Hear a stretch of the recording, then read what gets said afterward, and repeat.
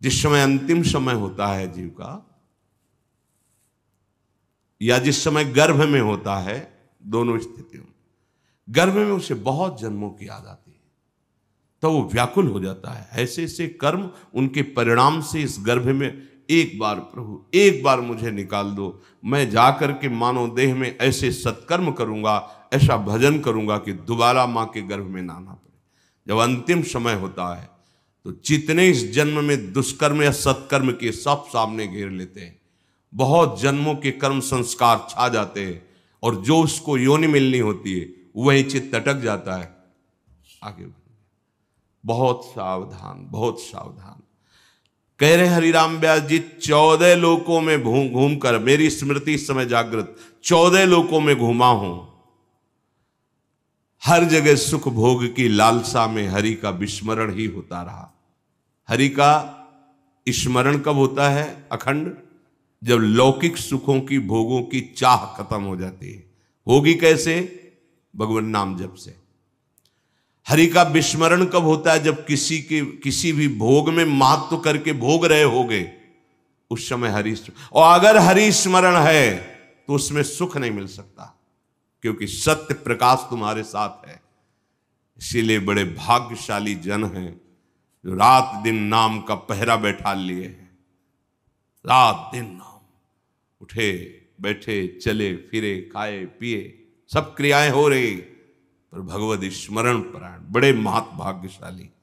ये जो लोग कहते हैं ना, अरे नाम में रुचि नहीं हो रही, नाम चल नहीं रहा, भाई सिद्ध तो नहीं हो गए ना। रुचि तो भोगों में है, अब नाम अरुचि पैदा करेगा भोगों में, फिर नाम में जब रुचि आएगी तो नामी का रूप झलकेगा। धैर्य पूर्वक जपिए।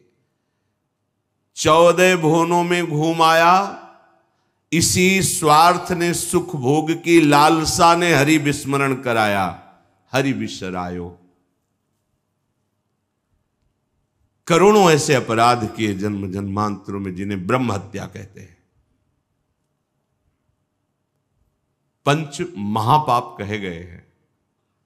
कैसी बुद्धि मलिन हो गई है कि इन पंच महापापों को हम मनोरंजन समझते हैं, सुख का साधन समझते हैं। मदिरा पीना, पर स्त्री गमन करना, द्वित कीड़ा, हिंसा, स्वर्ण चोरी, ये 5 महापाप है। बोले हम तो हिंसा नहीं करते, अगर मांस खाते हो तो हिंसक ही हो, वही दंड मिलेगा जो हिंसा करने वाले को मिला है। वैसे जैसे कोई गौ हत्या करता है और आप मांस खाते हैं, तो बिल्कुल वही हत्या आपको प्रताड़ित करेगी, आपको जलाएगी, आपका नाश करेगी। कोटि गाय ब्राह्मण मारे को ताप पाप उपजायो। ब्रह्म हत्या जैसा पाप लगता है। देखो कैसी मलिनता है। इसको हम आनंद समझते हैं, मनोरंजन समझते हैं। यह है भारी विपत्ति संपत्ति की। बहुत बहुत सावधान। यह ऐसा धुआं उठा है कलिकाल का, मलिनता का, कि पापाचरण में रति है। जैसे निष्ठावान धर्मात्मा पुरुष धर्म से विचलित नहीं हो सकता, ऐसे ही हम अधर्म निष्ठा वाले बन रहे हैं। स्वागत में तो मदिरा ही प्रधान हो रही।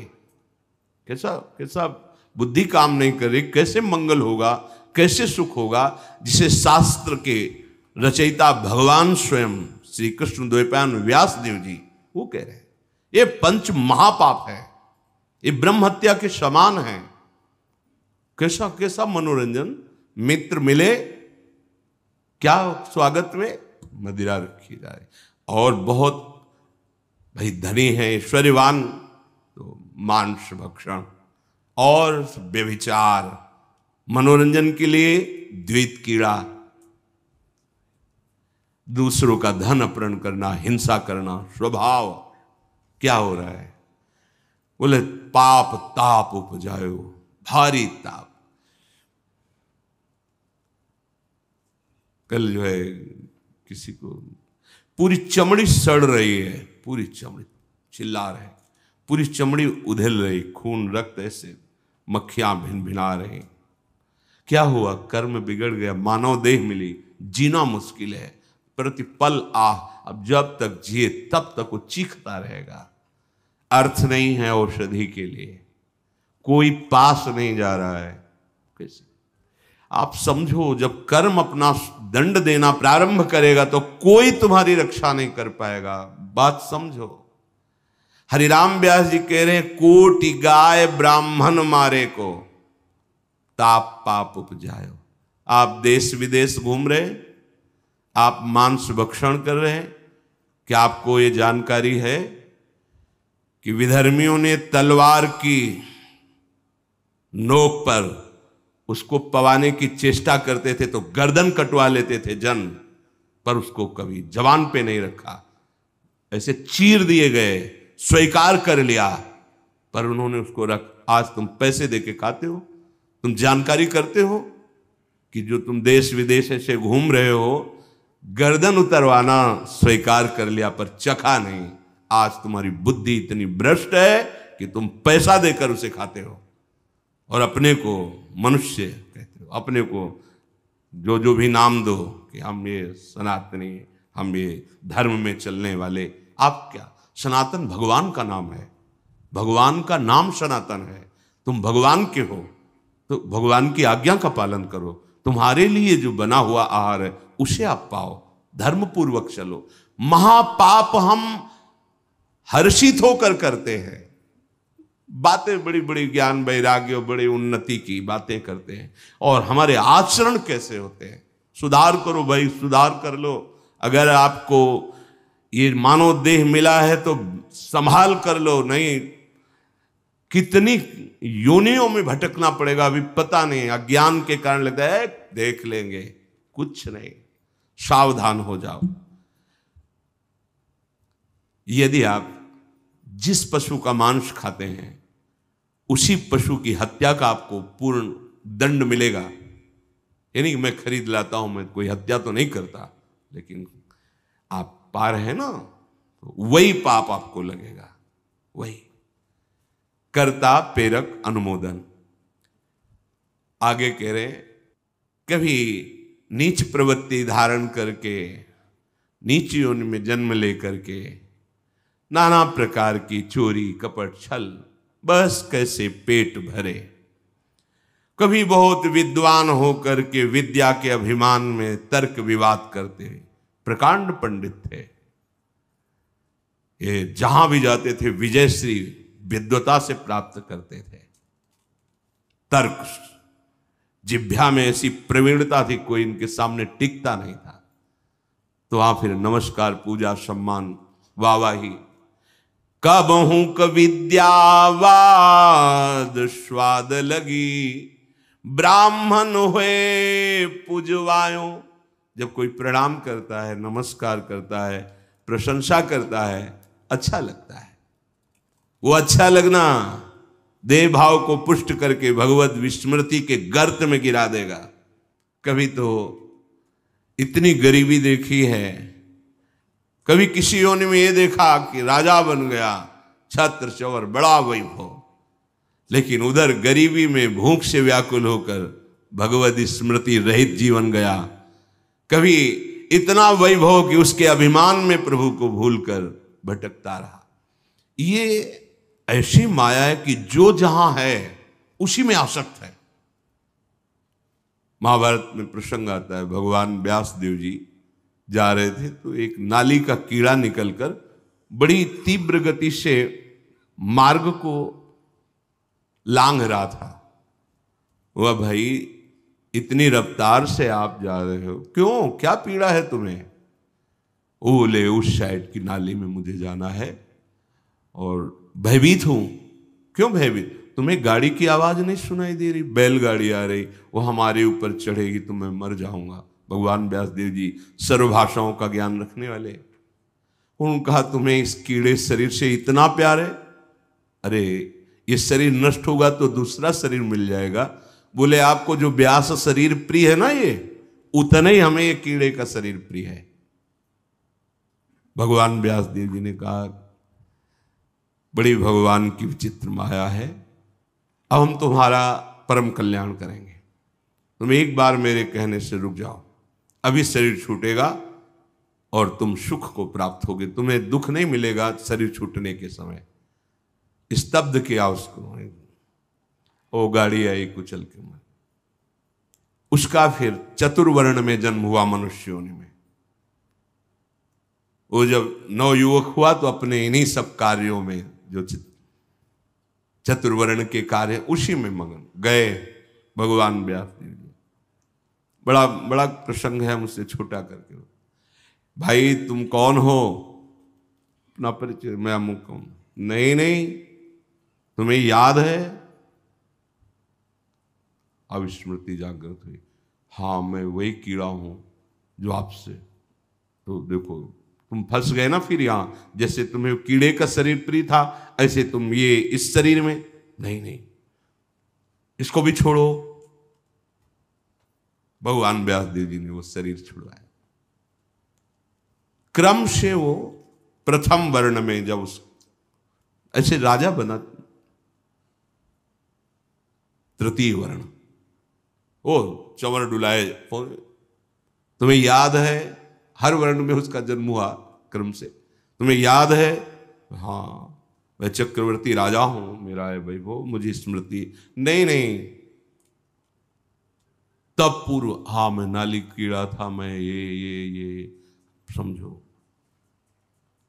भगवत स्मृति धारण करो, इस पे राग मत करो। वहां त्याग करा है। जब प्रथम वर्ण में जन्मा, वो अपने कार्य में विद्वान होकर ऐसे उपरोहिता। फिर भगवान व्यास देव, तुम्हें याद है? शास्त्र याद है? ये सब नहीं, पूर्व स्मृति याद है? पूरी याद कर। हाँ भगवान, अब एकांत वन सेवन कर, और मैं जो ब्रह्म विद्या का उपदेश कर रहा हूं उसको धारण कर, तो परम पद को प्राप्त होगा। उसमें दिखाया कि जिस शरीर में जीव जाता है उसी को ऐसा मानता है ये मेरा है, और मानो पहली बार मैं इस सृष्टि में आया हूं, सब भूल जाता है। और जो उसके सामने परिवार, भोग, उसी में आसक्त होकर उसी का चिंतन करके, ये बहुत काल से चल रहा है।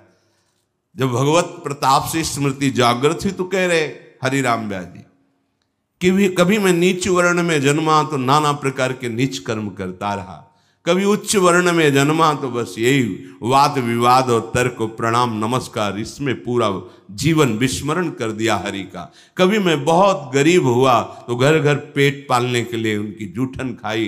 कभी सिंहासन पर बैठकर राजा हुआ, छत्र चंवर डुल रहे, भूल गया ऐश्वर्य में प्रभु को। कबहू का कंचन कामिनी लगी, रन दूल्हा बिरद बुलायो। कबहू क विषयी विषयन कारण, घरि तज मूड मुड़ायो। ऐसे नाना धर्म कर्म करी, जन्म जन्म डहकायो।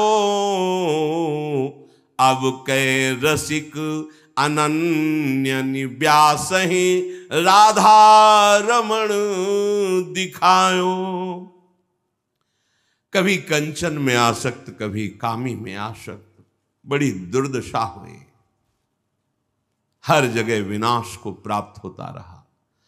कभी विषयों का संग करके विषय भोग को ही सुख समझा, कभी बहुत अपमानित हुआ, बहुत दुखित हुआ तो एक मार्ग दिखाई दिया कि ये सारी सुख सुविधाएं संत बनने में हैं।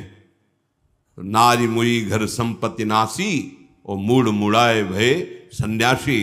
तो बोले घर तज मूड मुड़ाए, लक्ष्य भगवत प्राप्ति नहीं है, धोखा, अपने साथ बहुत बड़ा धोखा, आडंबर, नाटक नहीं, दम्भ पाखंड का मार्ग नहीं, सत्य का मार्ग है। हमसे चूक हो जाए तो सुधारना है, लेकिन हमारा लक्ष्य है सत्य मार्ग। अगर लक्ष्य सत्य मार्ग नहीं और यह है कि बढ़िया खाने को मिलेगा, कपड़ा मिलेगा, प्रणाम नमस्कार भेंट, बहुत बुरी दशा है, बहुत बुरी दशा है। आप अपने धर्म से गए, गृहस्थ धर्म का आचरण त्याग कर दिया और व्यक्त धर्म को स्वीकार नहीं किया, तो ऐसे न वैसे रहे मजरेडो, पाछलियो जुभई निर्भाषित। क्या हुआ? जीवन व्यर्थ चला गया, अपराध बन गए। अगर लक्ष्य भगवत प्राप्ति नहीं और वेश धारण किया तो पापाचरण निश्चित होगा, पाखंड निश्चित होगा, दंभ निश्चित होगा और उससे दुर्गति होती, सिर्फ दुर्गति, कहीं कोई गुंजाइश नहीं है। ये वेश ऐसे नहीं धारण करना चाहिए। ये देख करके आप चलो बाबा जी बन जाते हैं, आप तो कह रहे घर तजी मूढ़ मुड़ायो, चलते बड़ी सुख सुविधा है। ठीक है, तुम बाहरी फिर मन और इंद्रियों का विलास, इसको रोक पाओगे? इसको सत्य वस्तु के आश्रय से रोका जाता है, सत्य चिंतन से रोका जाता है। भोग विलासिता पर लक्ष्य करके निकलोगे तो नष्ट हो जाओगे। ये मार्ग ऐसा नहीं है, खिलवाड़ नहीं है कि मेहनत नहीं करनी पड़ेगी। पेट भरने के लिए लोग 8 घंटा मेहनत करते हैं, चंद रुपए मिलते हैं, परिवार का पोषण करते हैं। अगर नाम जप करते हैं तो उनको वही गति मिलेगी जो एक योगी को प्राप्त होती है, जो एक भगवत मार्ग के पथिक को प्राप्त होती है। आपको बढ़िया बढ़िया भोजन, वस्त्र, सुविधा सब मिल रही, किस लिए? कि आप निरंतर अपनी इंद्रियों को शासन में रखकर भगवदानंद में डूबने के मार्ग में चल रहे हो। चलो निकलो, भगवान की माया ने सहयोग कर दिया, चलो निकलो। तुम्हें अब चिंता न खान पान की करनी, न वस्त्र की करनी, न व्यवहार की करनी, निकलो भगवत चिंतन करके। ये मार्ग है। अगर इसको आप प्रयोग में लेना चाहते हैं, इस वेश को अपनी वासनाओं के प्रयोग में, तो निश्चित जिस दिन विधान लागू होगा तुम्हारे कर्मों का तो भारी दंड मिलेगा, इसलिए सावधान। हरिराम व्यास जी कह रहे हैं ऐसा भी किया, पर ऐसे नाना धर्म कर्म का करके जन्म जन्म भटकता रहा, लेकिन बात नहीं बनी। ये सब ठगे गए। हम ये जान ही नहीं पाए कि हमारा अंशी प्रभु श्री हरि है और उसका स्मरण करने से ही सब बात बनती है। अब इस जन्म में कृपा हुई, हरिराम व्यास जी कह रहे क्या? अब के रसिक अनन्य ही व्यास राधा रमण दिखायो। अब की कृपा हो गई और रसिक अनन्यों का संग मिल गया, जिससे राधा रमण जी का साक्षात्कार हुआ। राधा रमण, श्री प्रिया प्रीतम, श्री लाडली लाल।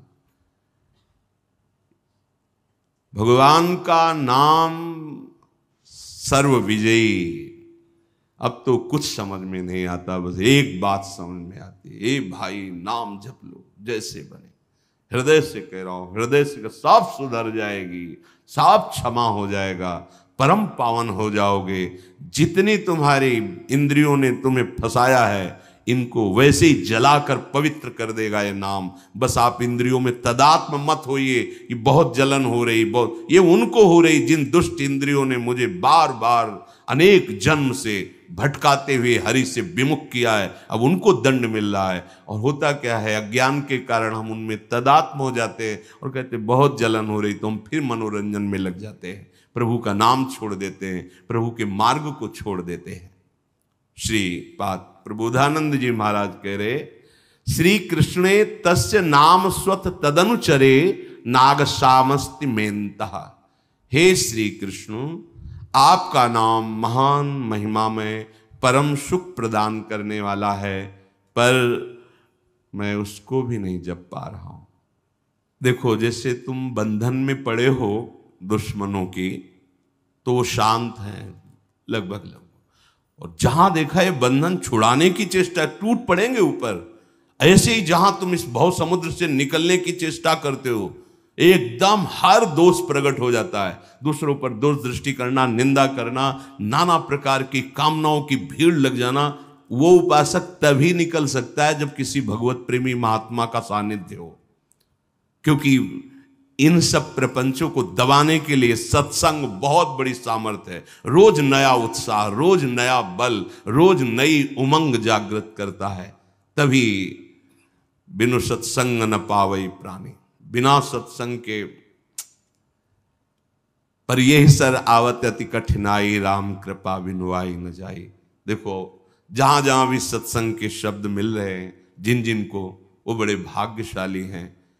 बस हमको संभालना है। ये भ्रमात्मक भ्रम पैदा करके जो क्रियाएं करवा रही माया, कि इसमें सुख है, इसमें सुख है। भगवत प्रसाद का आश्रय लो, इस भ्रम को मिटाओ, कहीं सुख नहीं है। ये अधर्माचरण और गंदा करता चला जाएगा हृदय को। श्रीमद वृंदावन त्वाश्रय मगति गतिम त्वकेलाम त्वयि सद्धि ही। हे वृंदावन धाम, मुझ निराधार के तो आप एकमात्र आधार हो।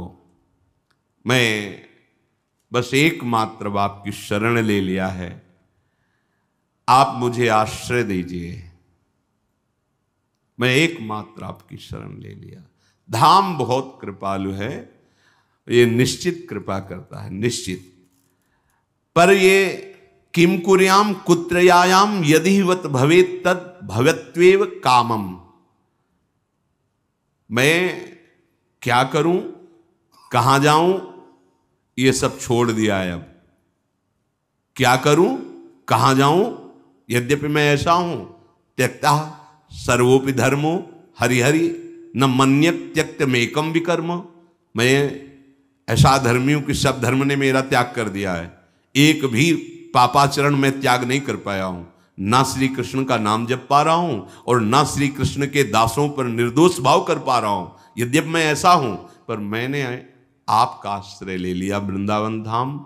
अब मैं ये भी छोड़ रहा हूं कि मुझे क्या करना चाहिए, क्या नहीं करना चाहिए, क्या करूं, कहां जाऊं। अब आपकी शरण में हूं, अब आप संभाल लेना, बस संभाल लेगा। ये शरणागति का बहुत बड़ा प्रभाव है। धाम संभाल लेगा, सत्संग दिलाकर प्रिया प्रीतम